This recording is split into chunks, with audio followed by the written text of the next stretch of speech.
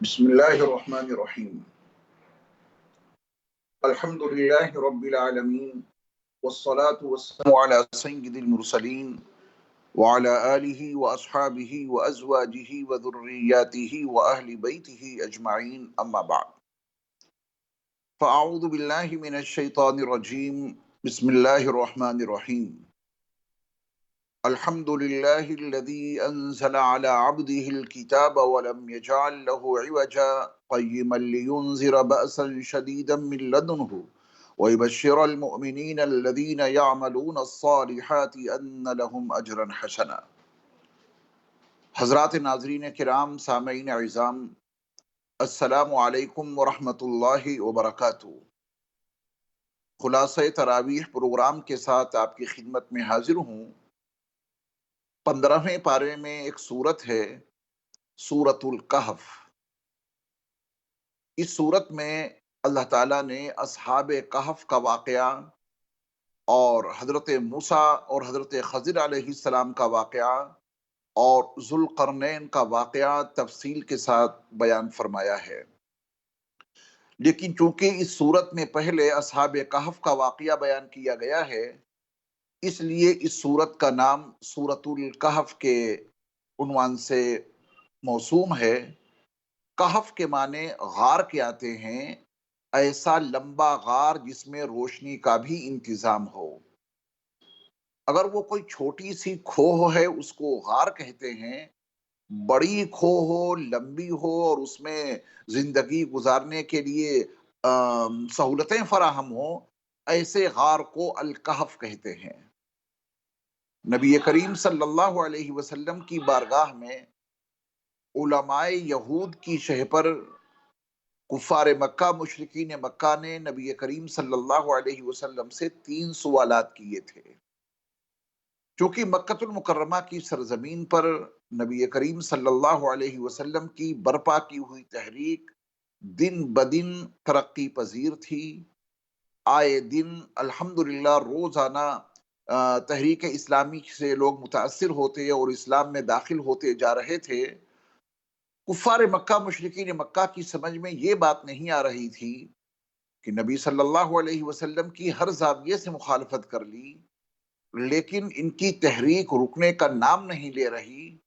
اور ان لوگوں نے اپنی جیسی تمام کوششیں کر ڈالی کہ اسلامی تحریک یہیں پر موقوف ہو جائے، ختم ہو جائے۔ ان کے ذہن میں ایک بات یہ آئی کہ ہم لوگ زیادہ پڑھے لکھے نہیں ہیں، مدینہ منورہ کی سرزمین پر بڑے بڑے علماء یہود موجود ہیں، تو کیوں نہ ان سے رابطہ قائم کر کے علمی نقطہ نظر سے حضرت محمد صلی اللہ علیہ وسلم کو نعوذ باللہ من ذالک شکست دے دی جائے۔ چنانچہ مکۃ المکرمہ سے ایک وفد مدینہ منورہ پہنچا اور وہاں کے علماء یہود سے ملاقات کر کے اپنی ضرورت ان کے سامنے رکھی کہ ہمارے یہاں مکۃ المکرمہ میں کوئی محمد صلی اللہ علیہ وسلم ہیں، انہوں نے اس طرح کی باتیں ہمارے درمیان میں تبلیغ ان کی شروع کر دی ہے، جس کی وجہ سے ہمارا آبائی اور قدیم مذہب خطرے میں آ گیا ہے، آپ بتائیں ہم ان کا مقابلہ کیسے کریں۔ مدینہ منورہ کے علماء یہود نے ان کو 3 سوال دیے اور ان سے یہ کہہ دیا کہ اگر وہ ان سوالوں کا جواب دے دیں تو یقین کر لینا کہ وہ اللہ کے نبی ہیں، اور اگر وہ ان تینوں سوالوں کا جواب نہ دے سکیں تو سمجھ لینا کہ وہ کوئی کذاب مدعی نبوت ہے جس نے جھوٹی نبوت کا دعویٰ کیا ہے۔ ان علماء یہود نے مکۃ المکرمہ کے اس وفد کو جو 3 سوال دیے تھے، ان میں ایک سوال یہ تھا کہ ان سے پوچھنا کہ اصحاب کہف کون تھے، ان کی تاریخ بتائیے، ان کی زندگی کے واقعات سنائیے، اور ان سے پھر یہ بھی پوچھ لینا کہ ذوالقرنین کون تھے، اور ان سے یہ بھی معلوم کر لینا کہ روح کی حقیقت کیا ہے۔ مدینہ منورہ کے ان علماء یہود نے مدینہ منورہ کے ان علماء یہود نے جب اس مکی وفد کو یہ 3 اہم اور پیچیدہ سوال دیے تو وہ لوگ اپنے من میں بہت خوش ہوئے کہ حضرت محمد صلی اللہ علیہ وسلم یقیناً ان تینوں سوالوں کے جواب نہیں دے سکیں گے، کیونکہ انہوں نے کوئی تاریخ تو پڑھی نہیں ہے، اور بغیر تاریخ کے علم کے اور بغیر جغرافیائی علم کے اصحاب کہف اور ذوالقرنین کا قصہ بتانا ناممکنات میں سے ہے۔ پھر انہوں نے کوئی فلسفے کی تعلیم تو حاصل نہیں کی ہے، یقیناً وہ روح کی حقیقت سے بھی ناآشنا ہوں گے۔ وہ مکی وفد مدینہ منورہ سے واپس آیا اور نبی کریم صلی اللہ علیہ وسلم کی بارگاہ میں حاضر ہو کر اپنے تینوں سوالات رکھے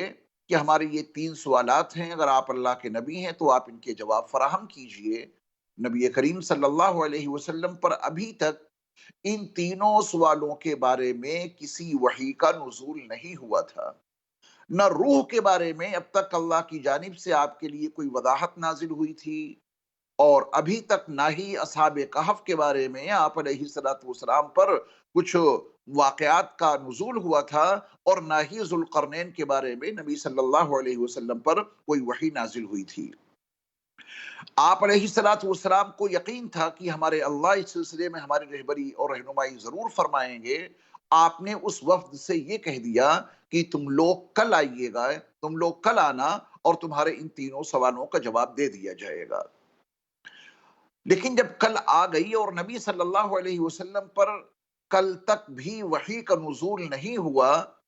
اصحاب کہف کے بارے میں، ذوالقرنین کے بارے میں، روح کے بارے میں کسی وضاحت اور صراحت پر مشتمل کوئی وحی آپ پر نازل نہیں ہوئی، چنانچہ جب کفار مکہ، مشرکین مکہ نبی کریم صلی اللہ علیہ وسلم کی خدمت میں اپنے ان تینوں سوالوں کا جواب دینے کے لیے آئے، تو آپ علیہ الصلوۃ والسلام نے فرمایا کہ میں ابھی تمہیں ان تینوں سوالوں کا جواب نہیں دے سکتا، کیونکہ ابھی تک مجھ پر اللہ کی جانب سے وحی کا نزول نہیں ہوا ہے۔ اس کے پیچھے ایک بڑی مصلحت تھی۔ نبی کریم صلی اللہ علیہ وسلم پر ابھی تک وحی کا نزول نہیں ہوا، اور اگلے دن کا وعدہ تھا، تو کفار مکہ، مشرکین مکہ نے اس بات کو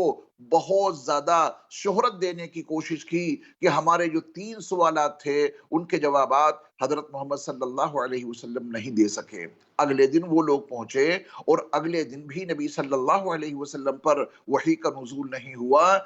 ان لوگوں نے اس کی اور زیادہ تشہیر کی، اور نبی صلی اللہ علیہ وسلم کے بارے میں لوگوں کو یہ بتایا کہ اگر یہ واقعاتاً نبی ہوتے تو ان تینوں سوالوں کا جواب ضرور دے دیتے، اور اللہ کا منصوبہ یہ تھا کہ نبی صلی اللہ علیہ وسلم کے بارے میں ان کے یہ تینوں سوالات بہت زیادہ شہرت پذیر ہو جائیں، زیادہ سے زیادہ لوگوں کو یہ معلوم ہو جائے کہ یہ تین سوالات نبی آخر الزماں حضرت محمد صلی اللہ علیہ وسلم کی بارگاہ میں رکھے گئے ہیں۔ زیادہ سے زیادہ لوگوں تک جب اس کی تشہیر ہو جائے گی، اور پھر جب اچانک حضرت محمد صلی اللہ علیہ وسلم اس کا جامع ترین جواب فراہم کریں گے، تو آپ علیہ الصلوۃ والسلام کی نبوت اور رسالت کی صداقت اور حقانیت لوگوں کے سامنے واضح ہو کر آ جائے گی۔ یہاں تک کہ 15 دن گزر گئے۔ 15 دنوں کے بعد نبی صلی اللہ علیہ وسلم پر سورۃ الکہف کا نزول ہوا۔ روح کے بارے میں جو ان کا سوال تھا، جو 15ویں پارے میں سورہ بنی اسرائیل میں موجود ہے، اس آیت کا نزول ہوا۔ 15ویں دن نبی صلی اللہ علیہ وسلم نے ان کو اصحاب کہف کا جامع ترین قصہ سنایا، ذوالقرنین کا قصہ سنایا، روح کے بارے میں ان کو معقول ترین علم پر مبنی جواب دیا۔ سورۃ الکہف کا نزول بیک وقت ہوا، یعنی اس سورت کی دیگر خصوصیات میں سے ایک بڑی خصوصیت یہ ہے کہ سورۃ الکہف نبی آخر الزماں حضرت محمد صلی اللہ علیہ وسلم پر پوری کی پوری سورت بیک وقت نازل ہوئی، اور جبریل امین جب اس سورت کو لے کر کے آ رہے تھے تو آپ کے ساتھ میں 70,000 فرشتے اللہ نے اور بھیجے، جس سے اس سورت کی عظمت اور اس کی رفعت شان کا اندازہ لگایا جا سکتا ہے۔ جبریل امین کے ساتھ 70,000 فرشتے ساتھ میں موجود ہیں، جبریل امین کے ساتھ آئے ہیں 70,000 فرشتے، جب جبریل امین یہ صورت لے کر نبی آخر الزماں حضرت محمد صلی اللہ علیہ وسلم کی خدمت میں حاضر ہوئے۔ اس صورت کے فضائل ہیں، حضرت ابو الدرداء رضی اللہ تعالیٰ عنہ فرماتے ہیں، جو شخص سورۃ الکہف کی ابتدائی 10 آیتیں یاد کر لے اور ان کو پڑھا کرے تو وہ دجال کے فتنوں سے محفوظ رہے گا۔ حضرت ابو الدرداء رضی اللہ تعالیٰ عنہ سے ہی دوسری روایت یہ ہے کہ جو شخص سورۃ الکہف کی آخری 10 آیتیں یاد کر لے اور ان کو پڑھا کرے تو وہ دجال کے فتنوں سے محفوظ رہے گا۔ ان دونوں روایتوں کو مد نظر رکھتے ہوئے کم از کم ہر صاحب ایمان کو سورۃ الکہف کی ابتدائی 10 آیتیں اور آخر کی 10 آیتیں تو یاد کر لینی ہی چاہیے اور ان کا ورد رکھنا چاہیے۔ اس کی برکت سے انشاءاللہ دجالی فتنوں سے ہماری اور آپ کی حفاظت ہوگی۔ ایک اور روایت میں اس سورت کی فضیلت اس طرح بھی موجود ہے کہ جو شخص جمعے کے دن سورۃ الکہف کو پڑھ لیا کرے تو اللہ تعالیٰ اس کے سر سے لے کے آسمان تک اس کے لیے نور پیدا فرما دیتے ہیں، اور اس کے علاوہ ایک جمعے سے لے کے اگلے جمعے تک اللہ اس کے سارے گناہوں کو معاف فرما دیتے ہیں۔ سورۃ الکہف کی تلاوت معنی کے فہم کے ساتھ اگر کی جائے تو بہت زیادہ مفید ہوگی۔ سورۃ الکہف میں وہ معنی اور وہ مفاہیم موجود ہیں جن کا شعور حاصل ہو جانے سے دجالی فتنوں کا مقابلہ کرنا اور دجالی فتنوں سے محفوظ رہنا ہمارے اور آپ کے لیے بہت آسان ہو جائے گا۔ نبی کریم صلی اللہ علیہ وسلم پر اس سورت کا نزول مکی دور میں ہوا، جبکہ آپ علیہ السلام کی مخالفت بھی شباب پر ہو رہی تھی، اور آپ علیہ السلام سے اس طرح کے علمی سوالات بھی ان لوگوں نے کیے۔ اس دوران نبی صلی اللہ علیہ وسلم پر سورۃ الکہف کا نزول ہوا۔ اصحاب کہف کے واقعے کو اللہ تعالیٰ نے اس طرح بیان کیا ہے کہ وہ واقعہ برائے واقعہ ہی نہ رہ جائے، وہ قصہ برائے قصہ ہی نہ رہ جائے، بلکہ اللہ تعالیٰ نے اصحاب کہف کے اس قصے کے ان حصوں کو جامع ترین انداز میں بیان کیا ہے جن حصوں سے ہماری اور آپ کی ہدایت وابستہ ہے، جن سے ہم اور آپ اپنی زندگی میں واضح رہبری اور رہنمائی حاصل کر سکتے ہیں۔ اس قصے کا ایک حصہ بنیادی طور پہ ہمارے اور آپ کے ذہن میں یہ رہے کہ جب اللہ کے دین پر قائم رہنے میں اور اللہ کے دین کے تقاضے کو عملی طور پہ برپا کرنے میں سماج، معاشرہ، مملکت، حکومت، وقت کی طاقت مخالفت پر آمادہ ہو جائے تو اپنے دین کو نہیں چھوڑنا ہے۔ اللہ کو راضی کرنے کے لیے، اللہ کے دین کو اپنی زندگی میں ہر ممکن برپا رکھنے کے لیے کچھ بھی کرنا پڑے۔ حد یہ ہے کہ اگر اپنا وطن چھوڑنا پڑے، اپنا علاقہ چھوڑنا پڑے تو اس کے لیے بھی انسان کو تیار رہنا چاہیے، لیکن اللہ کا دین کسی بھی حال میں اپنی زندگی سے دور نہیں ہونا چاہیے۔ اصحاب کہف کے ساتھ میں ایسا ہی کچھ ہوا تھا کہ جب انہوں نے حضرت عیسیٰ علیہ السلام کا دین اپنایا جو توحید پر مشتمل تھا، تو آپ کا اصحاب کہف کا سماج، ان کا معاشرہ اور ان کی پوری بستی اور ان کا پورا ملک اور وہاں کا وقت کا بادشاہ وہ سب ان کے مخالف ہو جاتا ہے۔ جب بادشاہ نے ان کو اپنی بارگاہ میں طلب کر کے ان کو موقع دیا کہ اتنے دنوں کا تم کو موقع دیا جا رہا ہے، اگر تم نے اس عیسائی دین سے توبہ کر کے ہمارے مشرکانہ دین کو قبول نہیں کیا تو تم کو ایسی ایسی سخت سزائیں دی جائیں گی۔ تو ان اصحاب کہف نے بادشاہ کے سامنے کھڑے ہو کر کے اپنے جس عزم مصمم کا ارادہ کیا، قرآن نے اس کو اس طرح بیان کیا ہے وَرَبَطْنَا عَلَىٰ قُلُوبِهِمْ إِذْ قَامُوا فَقَالُوا رَبُّنَا رَبُّ السَّمَاوَاتِ وَالْأَرْضِ لَن نَّدْعُوَ مِن دُونِهِ إِلَٰهًا لَقَدْ قُلْنَا إِذًا شَطَطًا۔ اللہ کا فرمان ہے کہ ہم نے ان کو دل بستگی عطا کی، اللہ نے ان کے دل کو طاقت اور قوت عطا کی، کیونکہ ان اصحاب کہف کا ارادہ تھا کہ ہم اللہ کے اس دین توحید پر، حضرت عیسیٰ علیہ السلام کے لائے ہوئے دین پر مضبوطی کے ساتھ میں قائم رہیں گے۔ اور جب بندے کا ارادہ دین پر مضبوطی سے قائم رہنے کا ہوتا ہے تو اللہ کی جانب سے غیبی مدد اور غیبی نصرت اس کو ضرور حاصل ہوتی ہے۔ تو اللہ نے فرمایا کہ ان اصحاب کہف کے دلوں کو ہم نے بہت مضبوط کر دیا کہ وہ وقت کی ظالم اور جابر طاقت اور قوت کے سامنے بالکل مضبوطی کے ساتھ میں سینہ سپر ہو کر کے کھڑے ہوں۔ چنانچہ ایسا ہی ہوا، ان اصحاب کہف کے پائے ثبات میں کوئی تزلزل پیدا نہیں ہوا، بڑی قوت کے ساتھ، بڑی مضبوطی کے ساتھ انہوں نے اپنا موقف اپنے بادشاہ کے سامنے رکھا۔ وَرَبَطْنَا عَلَىٰ قُلُوبِهِمْ، اللہ تعالیٰ نے ان کے دلوں کو مضبوطی عطا کی۔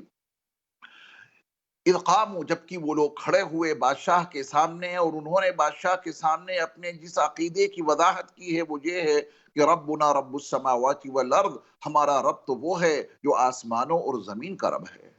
ہم اپنے ہاتھوں کے تراشے ہوئے اصنام کی پوجا نہیں کرتے، بت پرستی ہم نہیں کر سکتے، ہم ان کو اپنا معبود نہیں مان سکتے۔ ہمارا رب، ہمارا معبود تو وہ ہے جو آسمانوں کا رب ہے اور زمین کا رب ہے، جو آسمان اور زمین کا پیدا کرنے والا ہے۔ ہم رب السماوات اور رب الارض کو اپنا رب تسلیم کر چکے ہیں۔ لَن نَدْعُوَ مِن دُونِهِ إِلَٰهًا، ہم اس اللہ کے علاوہ، ہم اس رب السماوات والارض کے علاوہ کسی اور رب کو، کسی اور کو اپنا معبود نہیں مان سکتے۔ ہم کسی کو بھی معبود کے عنوان سے نہیں بلا سکتے۔ لَن نَدْعُوَ مِن دُونِهِ إِلَٰهًا، اللہ کے علاوہ کسی اور کو اپنا معبود مان کے ہم اس سے کچھ نہیں مانگ سکتے۔ اگر ہم نے رب السماوات والارض کے علاوہ کسی اور کو اپنا رب مانا یا اپنا معبود مانا تو یہ ہماری بات حقیقت کے بالکل خلاف ہوگی۔ ان لوگوں نے، یعنی ان اصحاب کہف نے، اپنی قوم کو بھی خطاب کرتے ہوئے، ان کی طرف اشارہ کرتے ہوئے حقیقت پر مبنی اس بات کا بھی انکشاف کیا تھا، اظہار کیا تھا، ہؤلاء قومنا، یہ ہماری قوم ہے، اتخذوا من دونہ آلیہ، جس قوم نے اللہ کے علاوہ دیگر معبود بنا رکھے ہیں، اللہ کے علاوہ اوروں کی پوجا کرنے لگے، اللہ کے علاوہ اوروں کو اپنا معبود بنا کر ان کی پرستش کرنے لگے۔ لیکن ہم وہ لوگ ہیں کہ اپنا رب، رب السماوات والارض کو مانتے ہیں، جو آسمانوں کا رب ہے، جو زمین کا رب ہے، وہی ہمارا رب ہے۔ ہم اس کے علاوہ کسی اور کو معبود کے عنوان سے پکار نہیں سکتے۔ یہ ہماری قوم ایسی ہے کہ جس نے اللہ کے علاوہ اوروں کو اپنا معبود بنا لیا۔ لولا یاتون علیہم بسلطان بین، اگر انہوں نے ہمارے اللہ رب السماوات والارض کے علاوہ جتنے معبودوں کو بھی اپنا معبود بنایا ہے، ان کے اوپر کوئی واضح دلیل کیوں نہیں لاتے؟ اور وہ واضح دلائل اس کائنات میں موجود ہیں، جن کی بنیاد پر یقینی طور پہ، حتمی طور پر یہ یقین کرنا ضروری ہے کہ اللہ نے آسمانوں کو اور زمین کو پیدا کیا۔ خلق السماوات بغیر عمد ترونہا، اللہ نے آسمانوں کو بغیر کسی پلر اور بغیر کسی ستون کے پیدا کیا۔ اللہ تعالیٰ نے زمین میں پہاڑوں کی میخیں لگا دی، اللہ تعالیٰ نے اس کے اندر طرح طرح کے جانور برپا کر دیے، ان کو روزی عطا کی۔ اللہ تعالیٰ نے اپنی نعمتوں کا اور اپنی اس قدرت کا تذکرہ کرنے کے بعد فرمایا، ہذا خلق اللہ، یہ سب کچھ تو اللہ نے پیدا کیا ہے۔ فارونی ماذا خلق الذین من دونی، مجھے یہ دکھاؤ اللہ کے علاوہ جن کو تم اپنا معبود مانتے ہو، انہوں نے کیا کیا پیدا کیا۔ خلق السماوات والارض بغیر عمد ترونہا والقى فی الارض رواسی ان تمید بکم، تو وبث فیہا من کل دابہ، یہ اللہ تعالیٰ نے اپنی قدرت کا اظہار کیا اور یہ بتایا کہ ہم نے تو یہ سب کچھ پیدا کیا ہے۔ ھذا خلق اللہ، یہ سب کچھ اللہ کا پیدا کیا ہوا ہے۔ فارونی ماذا خلق الذین من دونی، اب ہمیں وہ دکھاؤ جو اللہ کے علاوہ اوروں نے کوئی چیز پیدا کی ہو۔ لولا یاتون علیہم بسلطان بین، یہ ہماری قوم ہے جس نے اللہ کے علاوہ اوروں کو اپنا معبود بنا رکھا ہے۔ اگر انہوں نے اپنے اللہ کے علاوہ، رب السماوات والارض کے علاوہ کسی اور کو اپنا معبود بنا رکھا ہے تو ان کی معبودیت پر، ان کے معبود ہونے پر کوئی واضح دلیل کیوں نہیں لاتے؟ فمن اظلم ممن افترى علی اللہ کذبا، اس سے بڑا ظالم کون ہو سکتا ہے جو اللہ پر جھوٹا بہتان باندھے، اللہ پر جھوٹ بات کی اللہ کی طرف نسبت کرے۔ یہ اصحاب کہف کی وہ تقریر ہے جو انہوں نے ایک ظالم اور جابر بادشاہ کے سامنے اور اس کی سلطنت کے تمام ذمہ داروں کے سامنے اور اپنی قوم کے بڑے اہم لوگوں کے سامنے پوری مضبوطی کے ساتھ میں یہ تقریر ان اصحاب کہف نے کی تھی۔ اللہ نے ان کے دل کو اتنا مضبوط کر دیا تھا کہ بغیر کسی ڈر اور بغیر کسی خوف کے وحدانیت پر مشتمل یہ پیغام انہوں نے ان کو سنایا۔ اس کے بعد انہوں نے حکمت عملی کے ساتھ اپنی بستی کو چھوڑا، اپنے علاقے کو چھوڑا اور اپنی بستی سے بہت دور جا کے ایک غار میں انہوں نے پناہ لی، جس کا تذکرہ اجمالی طور پہ شروع میں ان الفاظ میں موجود ہے، اذ اول الفتیۃ الی الکہف فقالوا ربنا آتنا من لدنک رحمہ وہیئ لنا من امرنا رشدا، جب وہ لوگ اس غار میں گئے تو اپنے اللہ سے دعا کی کہ ہمارے رب، آپ اپنی جانب سے ہمیں رحمت عطا کر دیجئے اور ہمیں ہدایت عطا کر دیجئے۔ تو اللہ تعالیٰ نے ان کی دعا کو قبول کرتے ہوئے کہا کہ فضربنا علی آذانہم فی الکہف سنین عددا، ہم ان کے کانوں پر تھپکی دیتے رہے، چھوٹا سا معصوم سا بچہ جب اس کے کان پر اس کی ماں آہستہ آہستہ تھپکی دیتی ہے، اس بچے کو نیند آ ہی جاتی ہے۔ اللہ نے ان اصحاب کہف پر اس غار میں کیا رحمت کا معاملہ فرمایا، اس کی تعبیر قرآن میں ان الفاظ میں موجود ہے، فَضَرَبْنَا عَلَىٰ آذَانِهِمْ فِي الْكَهْفِ، ہم نے ان کے کانوں پر اس غار کے اندر تھپکیاں لگائیں، سنین عددا، چند برسوں تک۔ اس کی تفصیل آگے آ رہی ہے۔ چنانچہ وہ اصحاب کہف اس غار کے اندر پہنچے حکم الہی سے، ان کو حکم ملا تھا فَأْوُوا إِلَى الْكَهْفِ، اے اصحاب کہف، اے نوجوانوں، تم غار کی طرف آؤ، ینشر لکم ربکم من رحمتی، اللہ تمہارے اوپر اپنی رحمت کی بارش کر دے گا، اپنی رحمت تمہارے اوپر بکھیر دے گا۔ آؤ تم غار کی طرف آؤ، اپنی اس بستی کو چھوڑو، اپنے اس سماج اور اس معاشرے کو چھوڑو، اس حکومت سے دور ہو کر کسی ایک غار میں آؤ۔ اور اللہ کی طرف سے اس غار کی نشاندہی ان کے ذہنوں میں ہو چکی تھی، چنانچہ وہ نوجوان اس غار میں آئے حکم الہی سے، اور وہاں آ کر وہ اللہ تعالیٰ سے اس کی رحمت کے طلبگار بنے۔ اللہ تعالیٰ نے ان کو اپنی رحمت سے مالا مال کیا، ان کے کانوں پر تھپکی لگا لگا کر ان کو سلایا، اور 309 سال تک وہ وہیں سوتے رہے۔ کیسے بیدار ہوئے، ابھی آپ کے سامنے اس کا تذکرہ آئے گا انشاءاللہ۔ نبی صلی اللہ علیہ وسلم کو خطاب ہے، اور ہر عام انسان کو، کہ ان کو اس غار کے اندر اللہ تعالیٰ نے رکھا، اس غار کی ان کے لیے تعین کی گئی کہ جو غار خود اللہ کی نشانیوں میں سے ایک نشانی ہے۔ وَتَرَى الشَّمْسَ إِذَا طَلَعَتْ تَزَاوَرُ عَنْ كَهْفِهِمْ ذَاتَ الْيَمِينِ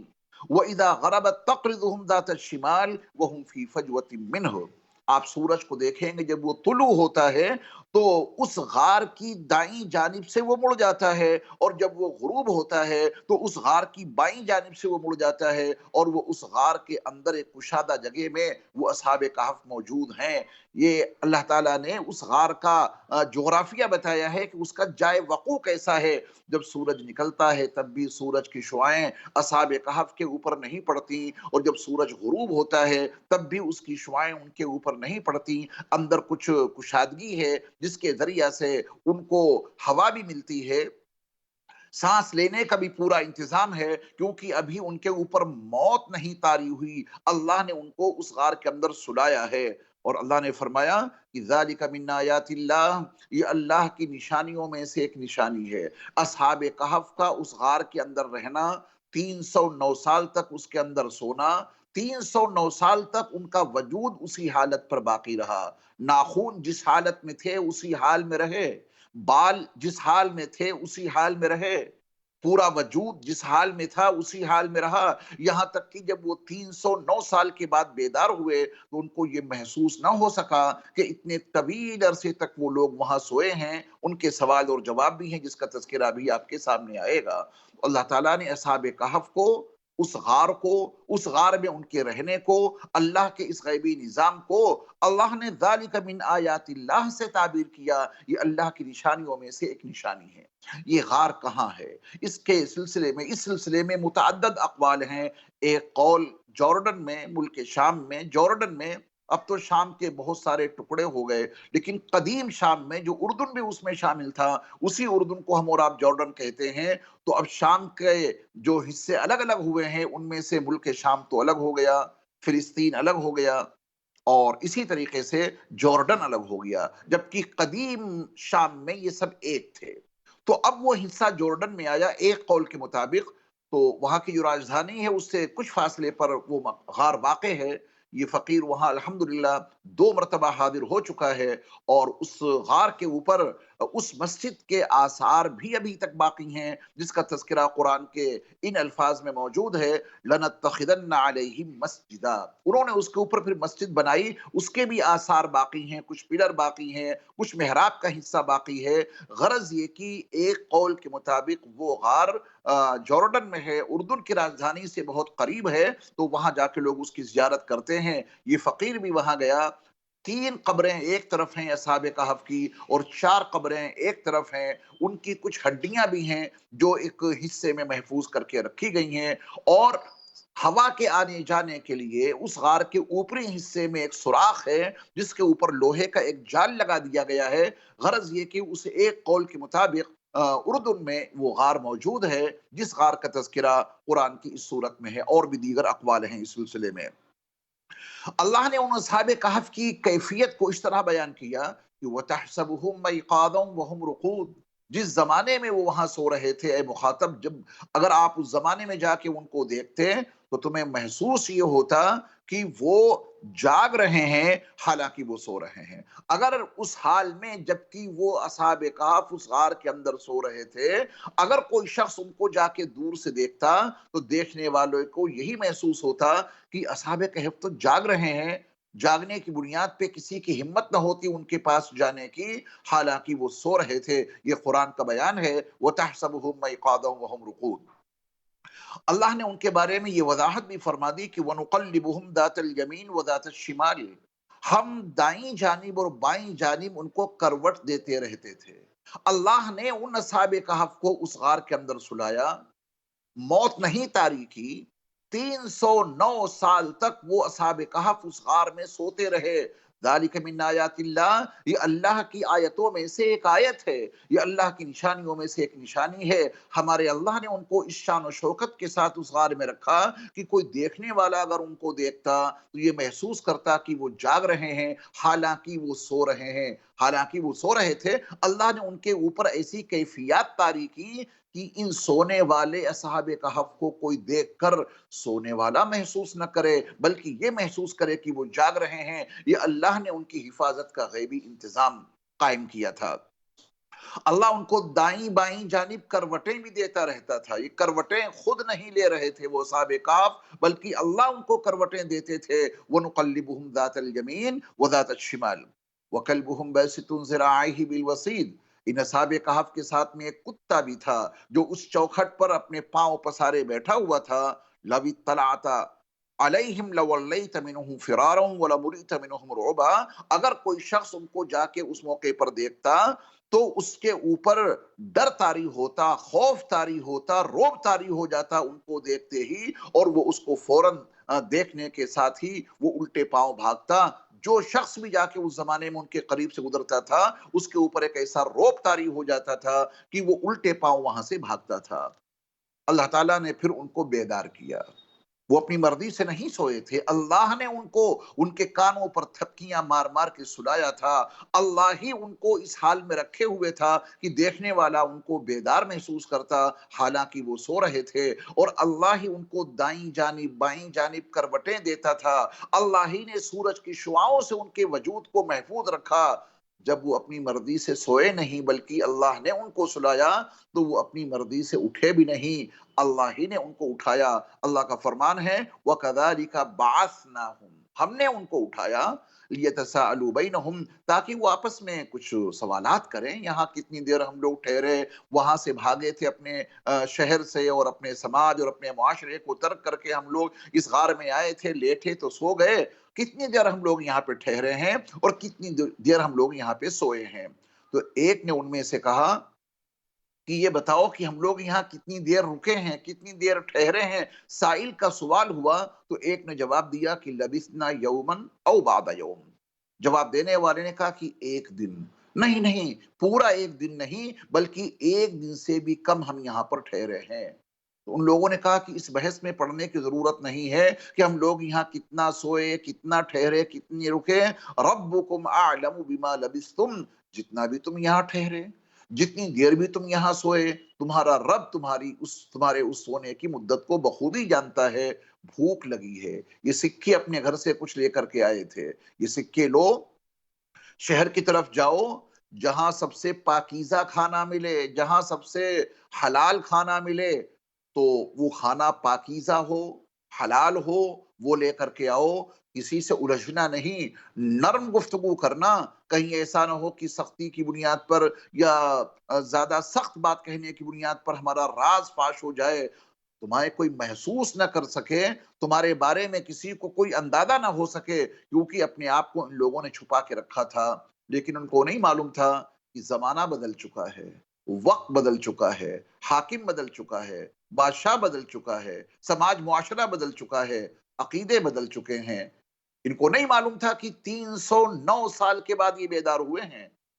ان کے ذہن میں تو یہ تھا کہ ایک دن یا اس سے بھی کم ہم لوگ یہاں سوئے ہیں، اب بھوک لگی ہے، یہ سکے لے کر کے جاؤ، اچھی جگہ جا کے دیکھو جہاں پاکیزہ حلال کھانا ملتا ہو، وہ لے کر کے آؤ، گفتگو میں نرمی باقی رکھنا، کسی کو اپنے بارے میں کچھ محسوس ہی نہ ہونے پائے، ہم کون لوگ ہیں، یقیناً بادشاہ نے ہمارے بارے میں سراغ رساں ایجنسیاں لگا رکھی ہوں گی، ہمیں پکڑوانے کے لیے اس نے بڑے انتظامات کر رکھے ہوں گے،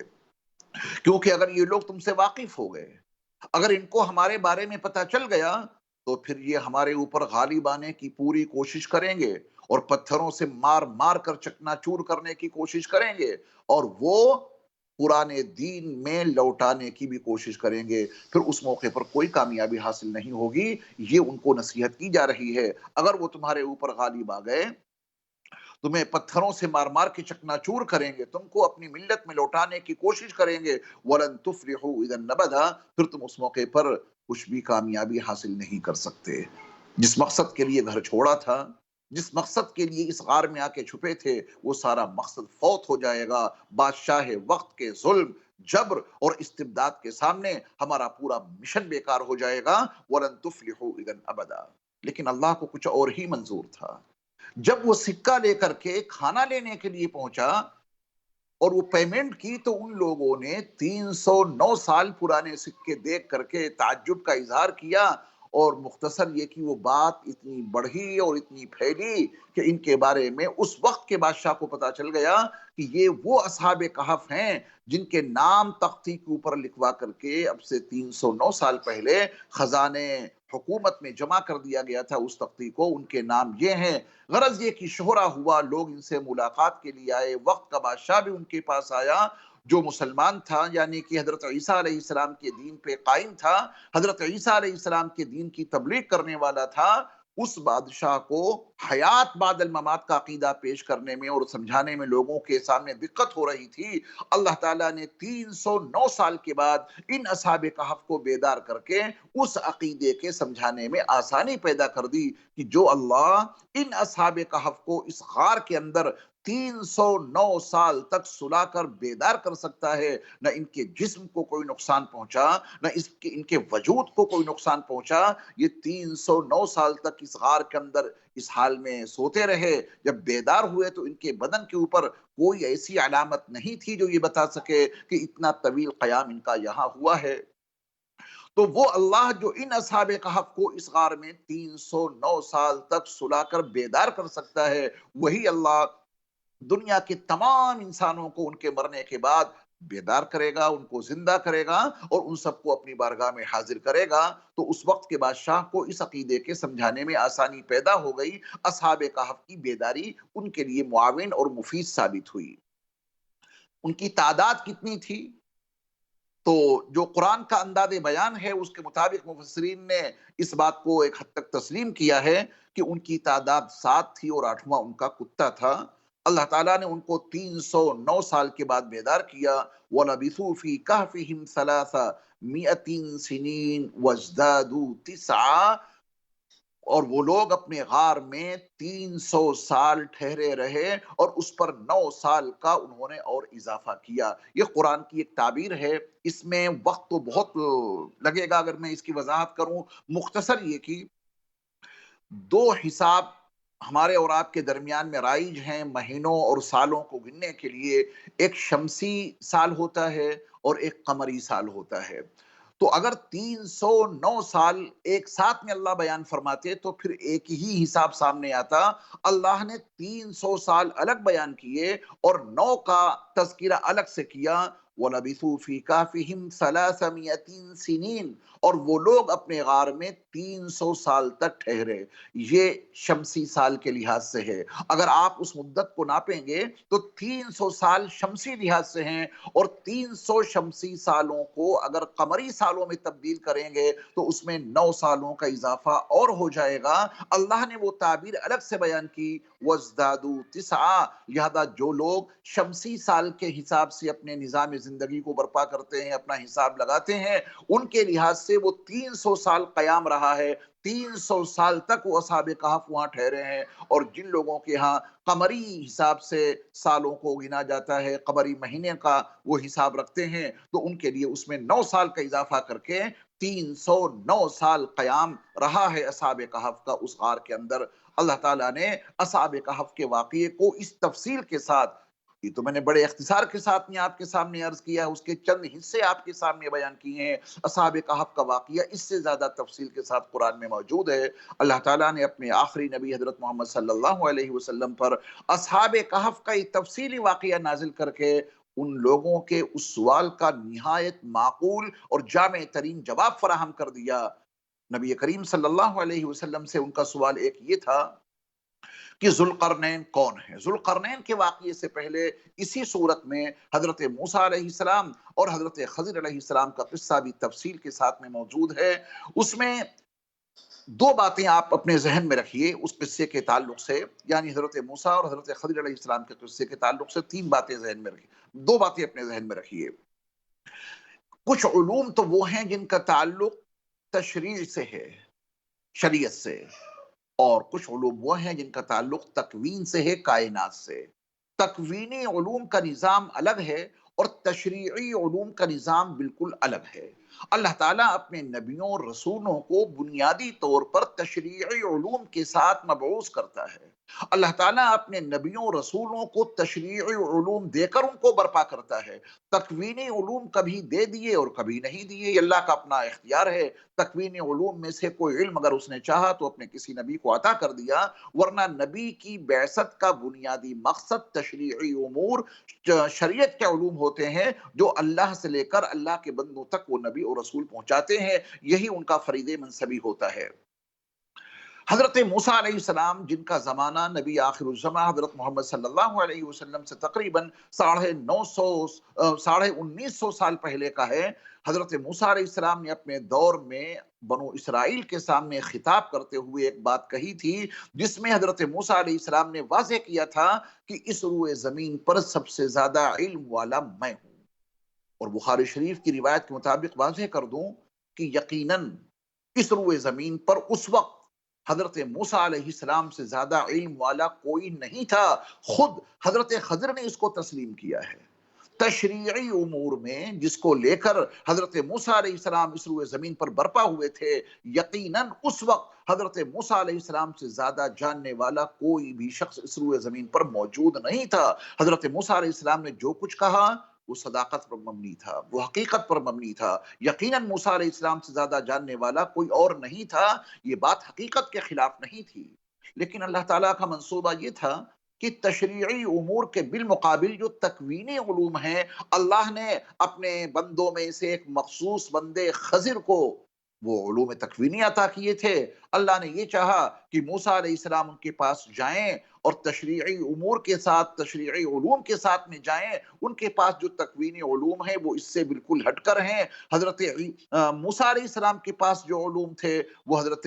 خضر کے پاس نہیں تھے، اور حضرت خضر کے پاس جو علوم تھے وہ حضرت موسیٰ علیہ السلام کے پاس نہیں تھے۔ ان دو لفظوں کو سامنے رکھیں، تشریعی علوم، تکوینی علوم۔ تشریعی امور میں، علوم میں اس وقت حضرت موسیٰ علیہ السلام سے زیادہ جاننے والا، علم والا اس روئے زمین پر کوئی نہیں تھا، اور تکوینی علوم میں، انسانوں میں حضرت خضر کا بالمقابل کوئی انسان نہیں تھا۔ دونوں کے اپنے اپنے شعبے الگ الگ ہیں، لیکن بظاہر اللہ تعالیٰ نے حضرت موسیٰ علیہ السلام کے اس اعلان کو کہ اس روئے زمین پر مجھ سے زیادہ علم والا کوئی نہیں ہے، اللہ تعالیٰ نے حضرت موسیٰ علیہ السلام کو اپنے اس بندے حضرت خضر کے پاس آنے کا حکم دیا۔ پھر وہ ایک طویل قصہ ہے کہ اپنے خادم یوشع بن نون کو کس طرح آپ نے اپنے ساتھ میں لیا، اپنی زنبیل میں آپ نے مچھلی رکھی اور یہ فرمایا اپنے خادم یوشع بن نون سے کہ جس مقام پر یہ مچھلی زنبیل سے نکل کر پانی میں، دریا میں گرے، کود جائے، بس سمجھنا کہ ہماری وہی منزل ہے۔ لیکن جب وہاں پہ پہنچے، آرام کر رہے تھے، موسیٰ علیہ السلام تو سو گئے، اور یوشع بن نون کے پاس جو زنبیل تھی اس میں سے وہ مچھلی نکلی، پانی میں، دریا میں کودی۔ حضرت یوشع نے یہ سوچا کہ حضرت موسیٰ علیہ السلام جب بیدار ہوں گے تو اس حقیقت سے ان کو روشناس کرا دوں گا، بتا دوں گا کہ مچھلی یہاں پر کودی۔ لیکن یوشع بن نون بتانا بھول گئے، یہاں تک کہ بہت دور آگے نکل گئے۔ حضرت موسیٰ علیہ السلام نے حضرت یوشع بن نون سے پوچھا کہ اب تو بہت تھک گئے ہیں، لاؤ ناشتہ کریں۔ تب یوشع بن نون نے بتایا کہ وہ مچھلی تو وہاں کود کے اس مقام پہ دریا میں چلی گئی تھی۔ بہرحال وہاں سے واپس آئے، اللہ تعالیٰ نے اپنی قدرت کے بطور قدرت کے اللہ تعالیٰ نے اس پانی کو پھاڑ دیا تھا جہاں پر وہ مچھلی کودی تھی، اور وہ مچھلی آگے گئی تھی تاکہ وہ نشانی باقی رہے کہ حضرت خضر علیہ السلام سے ملاقات یہاں پر ہوگی۔ واپسی میں وہاں پر پہنچے، حضرت موسیٰ علیہ السلام نے حضرت خضر علیہ السلام سے ملاقات کی اور ان سے یہ کہا کہ میری یہ خواہش ہے کہ میں آپ سے کچھ علم حاصل کروں۔ حضرت موسیٰ علیہ السلام نے جو کچھ ان سے کہا، قرآن کے الفاظ میں دیکھیں، قال له موسیٰ، حضرت موسیٰ علیہ السلام نے ان سے کہا، خضر علیہ السلام سے، هل اتبعک علی ان تعلمنی مما علمت رشدا، جو علوم آپ کے پاس ہیں آپ ان میں سے کچھ علوم مجھے بھی سکھا دیں، اس لیے میں آپ کی اتباع کرنا چاہتا ہوں، آپ کے ساتھ رہنا چاہتا ہوں۔ حضرت خضر کو معلوم تھا کہ تشریعی علوم کے حامل نبی تکوینی علوم کو کیسے جھیل پائیں گے، تو حضرت موسیٰ علیہ السلام سے حضرت خضر نے بہت واضح لفظوں میں کہا تھا، انک لن تستطیع معی صبرا، میرے ساتھ تم ٹھہر سکو یہ کیسے ہو سکے گا، تمہاری شریعت کے علوم کا تقاضا الگ ہوگا، تکوین کے علوم کا تقاضا الگ ہوگا۔ مختصر یہ کہ حضرت موسیٰ علیہ السلام نے اپنے بارے میں اس حقیقت کا اظہار کیا کہ میں ضرور بھی ضرور آپ کی اتباع کروں گا اور میں آپ کی بات کو مانوں گا۔ مختصر یہ کہ تین واقعات پیش آئے۔ حضرت خضر نے ایک کشتی کو توڑ دیا جس پہ انہوں نے سفر کیا تھا، اس کشتی میں عیب پیدا کر دیا، تھوڑا سا حصہ اس کا توڑ دیا، جبکہ اس کشتی کے ملاح نے حضرت موسیٰ اور حضرت خضر کا کرایہ بھی نہیں لیا تھا۔ اس پہ حضرت موسیٰ علیہ السلام نے اعتراض کیا۔ باہر نکلے کشتی سے باہر، ساحل پہ جا رہے تھے، وہاں کچھ بچے کھیل رہے تھے، ایک معصوم سا بچہ تھا، حضرت خضر علیہ السلام نے اس معصوم سے بچے کی گردن اڑا دی، اس کو قتل کر دیا۔ ظاہر بات ہے کہ تشریعی امور میں تو اس کی کوئی گنجائش نہیں۔ حضرت موسیٰ علیہ السلام نے اس پر بھی اعتراض کیا۔ اور تیسرا وہ موقع جب ایک بستی میں پہنچے تو ان سے کہا کہ ہماری میزبانی کرو، بستی والوں نے میزبانی سے انکار کر دیا، آگے بڑھے، ایک دیوار گرنے جا رہی تھی، حضرت موسیٰ علیہ السلام سے کہا کہ یہ دیوار اثر نو، اس کو بناؤ اور اس کو سیدھا کرو، یہ گر جائے گی تو مناسب نہیں ہے۔ حضرت موسیٰ علیہ السلام نے وہاں پر بھی یہ کہا کہ جس بستی کے لوگوں نے ہماری اور آپ کی ضیافت تک سے انکار کر دیا، اس بستی کے لوگوں کی دیوار کیوں صحیح کریں آپ؟ حضرت خضر نے فرمایا کہ بس اب انتہا ہو گئی ہے، آپ سے میں نے پہلے ہی کہا تھا کہ آپ ہمارے ساتھ نہیں رہ سکتے، تشریعی علوم کا تقاضا الگ ہے،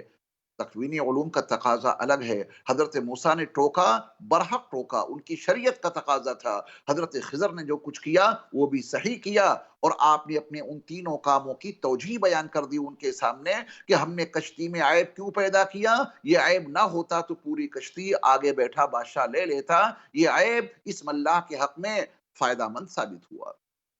بچے کو کیوں قتل کر دیا؟ یہ بچہ بڑا ہو کر کے اپنے ماں باپ کی نافرمانی کرتا، اس کے ماں باپ بڑے نیک تھے، یہ ان کو ستاتا، اللہ کے حکم سے میں نے اس کو قتل کر دیا تاکہ اس کے ماں باپ کو اللہ دوسرا بیٹا نیک صالح عطا کریں اور ان کی سکون کی زندگی گزرے۔ دیوار میں نے اس لیے سیدھی کر دی، دو یتیم بچوں کا خزانہ اس کے اندر موجود تھا، اگر وہ دیوار گر جاتی تو بستی کے لوگ سارا خزانہ لے کے چلے جاتے۔ ان یتیم بچوں کا باپ بڑا نیک تھا، بڑا نیک صالح تھا، لہذا میں نے اللہ کے حکم سے وہ دیوار سیدھی کر دی، تم کو بھی اس کے ساتھ میں لگا کے رکھا۔ حضرت خضر کا یہ جواب دیکھیں کہ وما فعلتہ عن امری، یہ جو کچھ میں نے کیا ہے اپنی طرف سے نہیں کیا، کشتی میں عیب اپنی طرف سے پیدا نہیں کیا، بچے کو اپنی مرضی سے قتل نہیں کیا، وہ دیوار میں نے اپنی مرضی سے نہیں بنائی، وما فعلتہ عن امری، یہ میں نے اپنی مرضی سے کچھ نہیں کیا، یہ جو کچھ ہوا سب اللہ کے حکم سے ہوا، یہی تکوینی علوم ہیں جو اللہ نے مجھے دیے ہیں۔ حضرت موسیٰ علیہ السلام کے تشریعی علوم کے حوالے سے حضرت خضر نے وضاحت کر دی کہ واقعتاً تشریعی علوم میں آپ سے زیادہ کوئی علم والا نہیں ہے۔ اور اس کے بعد پھر ذوالقرنین کا قصہ موجود ہے۔ ذوالقرنین کے 3 سفر قرآن نے بیان کیے ہیں، اور نبی امی صلی اللہ علیہ وسلم کے ذریعہ ان تینوں اسفار اور اس میں پیش آنے والے واقعات کا بیان کر دینا، یہی آپ صلی اللہ علیہ وسلم کی نبوت اور رسالت کی بین دلیل اور آپ کے سچے ہونے کا بین ثبوت ہے۔ ذوالقرنین نے ایک سفر کیا تھا جدھر سورج غروب ہوتا ہے، ایک سفر ادھر کیا تھا جدھر سے سورج طلوع ہوتا ہے، یعنی انسانی آبادی مغرب تک، آخری حد تک جہاں ہے وہاں تک آپ نے سفر کیا، مشرق میں آپ نے بہت دور تک سفر کیا، اور پھر شمال میں آپ نے 2 دروں کے درمیان تک سفر کیا، جہاں ایک ایسی قوم آباد تھی جس کی زبان بھی آپ نہیں سمجھتے تھے، اس قوم کو یاجوج ماجوج نے بہت تنگ کر رکھا تھا۔ حضرت خضر، حضرت ذوالقرنین سے وہاں کے باشندوں نے جب گزارش کی کہ یاجوج ماجوج سے ہم بہت پریشان ہیں، ہم آپ کو مال دیں گے لیکن یہ راستہ آپ بند کر دیجئے۔ حضرت ذوالقرنین نے مال لینے سے انکار کیا اور یہ کہا کہ بس محنت کرو، ہمارے ساتھ میں جو کچھ ہے وہ خدمت کرو۔ چنانچہ حضرت ذوالقرنین نے اس درے کو بند کیا، اس کی تفصیل قرآن میں موجود ہے، تاکہ یاجوج اور ماجوج سے ان کی حفاظت ہو سکے۔ وہ یاجوج اور ماجوج پھر اس دیوار کی بندش کی وجہ سے پھر ان لوگوں کے پاس نہیں پہنچ سکتے تھے، جس کی وجہ سے ان لوگوں کو سکون کی زندگی گزارنے کا موقع ملا۔ اللہ تعالیٰ نے حضرت ذوالقرنین کا واقعہ بھی اتنے جامع انداز میں بیان کیا کہ نبی صلی اللہ علیہ وسلم کی زبانی اس واقعے کو بیان کر دینا ہی آپ کی صداقت کی دلیل تھی۔ یہ تینوں جوابات نبی صلی اللہ علیہ وسلم نے ان کو دے دیے، یہ آپ کی نبوت کی صداقت کی دلیل۔ پروگرام انشاءاللہ یہ جاری رہے گا کل بھی اور آئندہ بھی۔ کل اسی پروگرام کے ساتھ، خلاصہ تراویح پروگرام کے ساتھ میں پھر آپ کی خدمت میں حاضر ہوں گے۔ تب تک کے لیے اجازت۔ السلام علیکم ورحمۃ اللہ وبرکاتہ۔